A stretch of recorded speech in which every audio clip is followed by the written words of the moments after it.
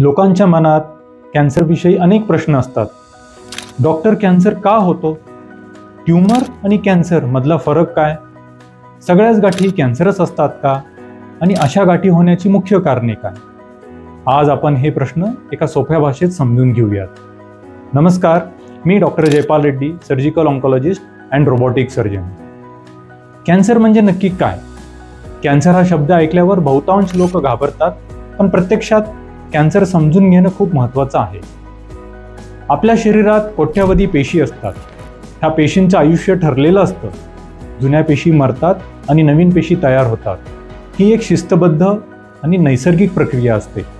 पण जेव्हा ही शिस्त बिघडते, पेशींचं नियंत्रण सुटतं आणि त्या अनियंत्रित पद्धतीने वाढू लागतात, तेव्हा त्या पेशी कॅन्सरमध्ये रूपांतरित होतात.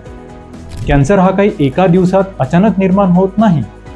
पेशींच्या पातळीवर अनेक सूक्ष्म बदल वेळोवेळी जमा होत असतात आणि हेच बदल पेशींचं नैसर्गिक नियंत्रण बिघडवतात आणि हळूहळू त्या पेशी कॅन्सरयुक्त रूप धारण करतात. मग कॅन्सर आणि ट्यूमर ह्या शब्दातला फरक काय? आपल्या शरीराच्या गाठी होतात. गाठ ह्या शब्दाचा इंग्रजी अनुवाद म्हणजे ट्यूमर. ह्या गाठीचे दोन प्रकार असू शकतात. आपल्या शरीरात साध्या गाठी असू शकतात, ज्याला आम्ही बिनाईन ट्यूमर्स म्हणतो, किंवा कॅन्सरस गाठी असू शकतात, ज्याला आम्ही मॅलिग्नंट ट्यूमर असं म्हणतो. पण लक्षात ठेवा, सर्वच गाठी काही कॅन्सर नसतात. मग बिनाईन ट्यूमर आणि कॅन्सरस ट्यूमरमध्ये काय फरक आहे?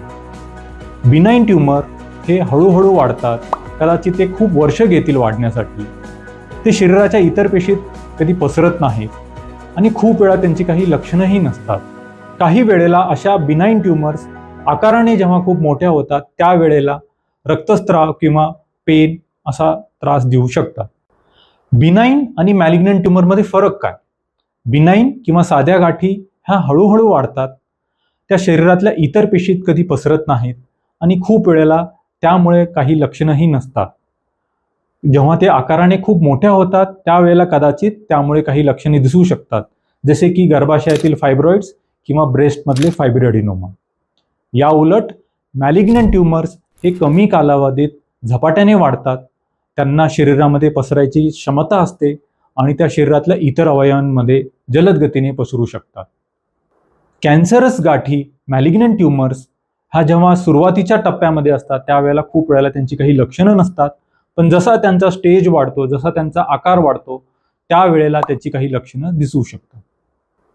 मग डॉक्टर, कॅन्सर होण्याची मुख्य कारणे काय? ह्या प्रश्नाचं उत्तर थोडंसं गुंतागुंतीचं आहे. कारण कॅन्सर होण्यासाठी कुठलं एकच कारण कधी रिस्पॉन्सिबल नसतं. तंबाखू, गुटखा, सिगरेट ह्या पदार्थाचं रेग्युलर सेवन हे कॅन्सरचं सर्वात मुख्य कारण आहे. त्याचप्रमाणे दारूचं अतिसेवन, आपला आहार, जास्त तेलकट पदार्थ, जंक फूड किंवा प्रोसेस्ड फूडचं सेवन, त्याचप्रमाणे वायू प्रदूषण, काही लोकांच्या कंपनीमध्ये केमिकलचं एक्सपोजर, त्याचप्रमाणे काही व्हायरसेसचं इन्फेक्शन, जसे की ह्युमन पॅपिलोमा व्हायरस किंवा हेपॅटायटिस बी किंवा सी व्हायरस, त्यामुळे कॅन्सर होऊ शकतो. काही लोकांमध्ये अनुवांशिक बदलांमुळे कॅन्सर होण्याचा धोका निर्माण होतो. लक्षात ठेवा, शरीरातल्या सर्व गाठी म्हणजे कॅन्सरस गाठी नसतात.